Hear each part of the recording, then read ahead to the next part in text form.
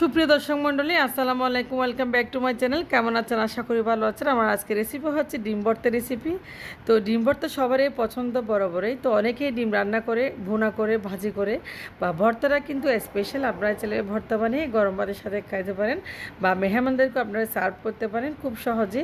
চলে যাচ্ছে মূল রেসিপিতে। দেখতে পাচ্ছেন আমি আমার হাজব্যান্ড দুজনে আজকে ডিম ভর্তা দিয়ে ভাত খাবো, সেই জন্য আমি 2টা ডিম সিদ্ধ করে নিয়েছি। তো দুজনের জন্য 2টা ডিম যথেষ্ট আসলে ভর্তার জন্য। ভর্তা এত বেশি খাওয়া যায় না মোটামুটি। তো একটা ভর্তা দিয়ে আপনি চাইলে এক প্লেট ভাত অনায়াসে খেতে পারেন। দেখতে পাচ্ছেন ডিম দুটোটা আমি ছিলে নিচ্ছি ভালোভাবে। প্রথমে সিদ্ধ করে নিয়েছি, ধুয়ে পরিষ্কার করে এখন ছিলে নিচ্ছি, ডিমের খোসাটা উঠিয়ে নিচ্ছি উপর থেকে। তো দেখতে পাচ্ছেন একটা ডিম সিদ্ধ করে আমি ছিলে নিয়েছি সিদ্ধ ডিম, আর একটা সিদ্ধ ডিম আমি এখন পরবর্তী পর্যায়ে ছিলে নেব। আর ডিম দুটো আমি সুন্দর করে ছিলে নিয়ে ভালোভাবে ধুয়ে নিয়েছি। এই পর্যায়ে দেখতে পাচ্ছেন আমি চলে যাচ্ছি, আমি পেঁয়াজ কুচি করে রেখেছি এখানে আগে থেকে, আর ধনিয়া পাতা কুচি করে রেখেছি। তো ডিম দুটা পাশে রাখতেছি, দেখতে পাচ্ছেন ধুয়ে ফ্রেশ করে নিয়েছি। আর আমি এখন কিছুটা শুকনো মরিচ টেলে নেব তেলে, এটা আমি ভিডিওটা স্কিপ করে গেছি। তো ধনিয়া পাতা একটু বেশি দিয়েছি আর দিয়েছি শুকনো মরিচ। দেখতে পাচ্ছেন শুকনো মরিচগুলো আমি আগে থেকে টেলে রেখেছি তেলের সাথে।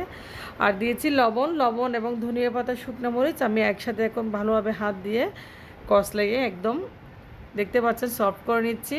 তো মরিচটা আসলে খুব জাল, তাই মরিচটা একটু কমে দিয়েছি। আপনারা বেশি জাল খেলে বেশি মরিচ দেবেন, কম জাল খেলে কম মরিচ দিবেন, সেটা আপনাদের উপর নির্ভর করবে যে যতটুকু ঝাল খান ততটুকুই দিবেন। তো দেখতে পাচ্ছেন আমি ভালোভাবে মরিচ এবং ধনিয়া পাতা একটু হাত দিয়ে কষলে নিয়েছি। তো পেঁয়াজগুলো একটু কুচি কুচি করে নিয়েছি। এরপর যে পেঁয়াজগুলো একটু মেখে নিচ্ছি হাত দিয়ে, একটু সফট করে নিচ্ছি। তো এরপর যে দিয়ে দিব আমি অল্প এখানে সরিষার তেল দিয়ে ভালোভাবে পেঁয়াজ, ধনিয়া পাতা কুচি এবং মরিচটা একটু ভালোভাবে দেখতে পাচ্ছেন একটু মথে নিচ্ছি হাত দিয়ে। এরপর যে পেঁয়াজটা একটু নরম হয়ে আসছে, তো এই ভর্তা দিয়ে আসলে আপনি অনায়াসে এক প্লেট ভাত খেতে পারবেন। তো যারা ব্যাচেলার রয়েছেন তারাও চাইলে এভাবে ভর্তা বানিয়ে খেতে পারেন। তো দেখতে পাচ্ছেন ডিমগুলো আমি হাত দিয়ে কষলে একদম ভেঙে নিচ্ছি। তো অনেক সময় সিদ্ধ ডিম আসলে খুব খেতে ভালো লাগে না, আর ভাজি করেও প্রায় সময় খেতে ভালো লাগে না। তো একদম কমন খাবার ডিম রান্না করা, ডিম বোনা ভাজি। তো এবার ডিম ভর্তা বানালে আসলে অসাধারণ লাগে, সিদ্ধ ডিমের ভর্তা।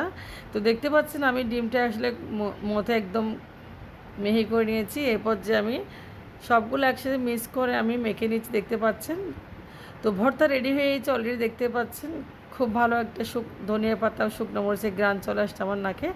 আমি অল্প আর একটু সরিষার তেল দিয়েছি উপর দিয়ে, দেখতে পাচ্ছেন। তো সরিষার তেল ভর্তাতে দিলে আসলে একটু খেতে ভালো লাগে, খুবই মজা লাগে।